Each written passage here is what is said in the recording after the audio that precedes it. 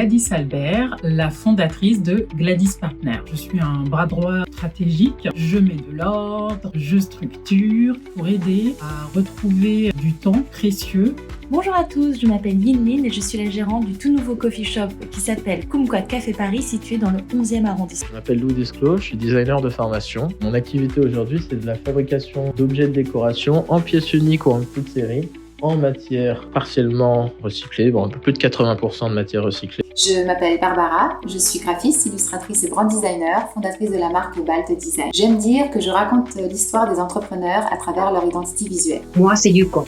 Je suis décoratrice d'intérieur, spécialisée de relooking de meubles de seconde main pour leur donner une nouvelle vie et le transformer en quelque chose d'unique, utile, beau et durable. Je m'appelle Anthony Faux, j'ai fondé une start-up qui s'appelle Shoulder qui va permettre à chacun d'anticiper tous les aspects liés à la fin de vie pour éviter tous les tracas administratifs, cérémoniels, fiscaux et financiers à nos proches. Je m'appelle Zara Saidi et je suis fondatrice du bureau d'études UON Conseil Expertise, spécialisé dans les études et l'accompagnement des projets liés à l'environnement, la géologie et aux sites sols pollués. Nous aidons nos clients à sécuriser leurs projets. Je m'appelle Jabba, je suis graphiste et directrice artistique en freelance. Mon activité consiste à créer des identités visuelles, des illustrations, du contenu créatif ou encore des univers graphiques pour des marques ou projets. Je me nomme David C. Je suis le CEO et fondateur de l'entreprise Initial.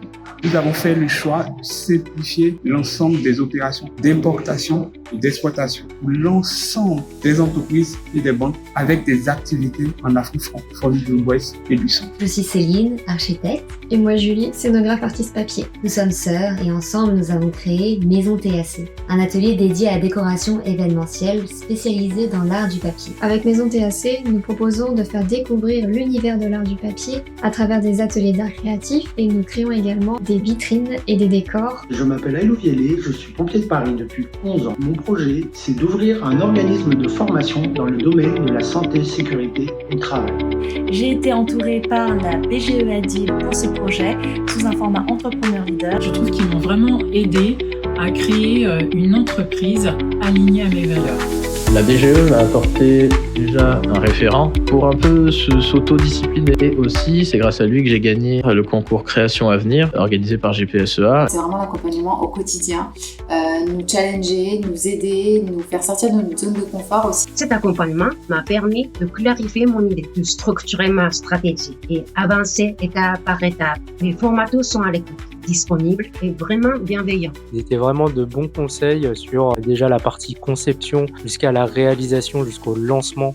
Leur soutien peut vraiment faire la différence. La BGE Adil m'a aidé à structurer mon projet, à clarifier mes démarches et à mieux m'organiser dans le lancement de mon activité. Ça nous a permis de grandir dans l'aventure de l'entrepreneuriat. Et les sessions d'accompagnement personnel nous ont vraiment aidés à orienter notre projet tel qu'il est aujourd'hui. On ne n'est pas entrepreneur, mais si vous êtes bien entouré, comme j'ai pu l'être avec la BGE Adil, vous pouvez le devenir. Si je peux donner un conseil à tous ceux qui veulent entreprendre en 2026, c'est de bien vous entourer. Selon moi, c'est vraiment la clé du succès. De ne pas avancer tout seul. C'est vraiment en s'entourant des bonnes personnes qu'on avance véritablement et qu'on progresse. Ça permet aussi de des fois rebondir ou soit prendre la critique ou ne pas la prendre, identifier qui aime ou qui n'aime pas. Osez de sortir de votre zone de confort, osez aller vers les autres, osez communiquer, parler de votre activité. L'audace pour 2026, c'est le maître mot. Osez commencer.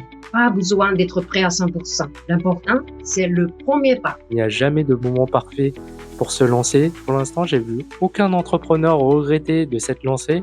Mais j'ai déjà vu des personnes qui ont regretté de ne pas se lancer. De croire en votre projet, croyez en vous et entourez-vous des bonnes personnes et restez surtout positif, c'est important. De démarrer sans attendre que tout soit parfait.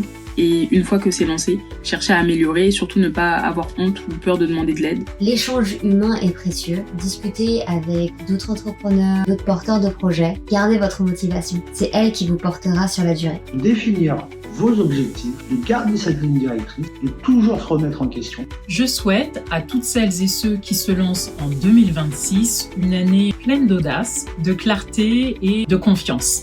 Rempli d'idées, d'opportunités et surtout d'élan. Je vous souhaite à tous une très belle année 2026, pleine de succès et de belles opportunités. Moi, je vous souhaite bonne fête de fin d'année. Je vous souhaite le meilleur, le succès et le bonheur, vous, vos proches et dans vos projets. Très bonne année 2026 à tout le monde. pleine de réussite, d'opportunités, tant professionnelles que personnelles. Il vous apporte le meilleur, de belles rencontres, une énergie positive, de beaux projets. Et je souhaite une très belle année 2026 aux personnes qui vont se lancer cette année. Accompagné de tous mes vœux de bonheur, de réussite et d'amour. Que vos ambitions rencontrent le succès Et que vos rêves se réalisent.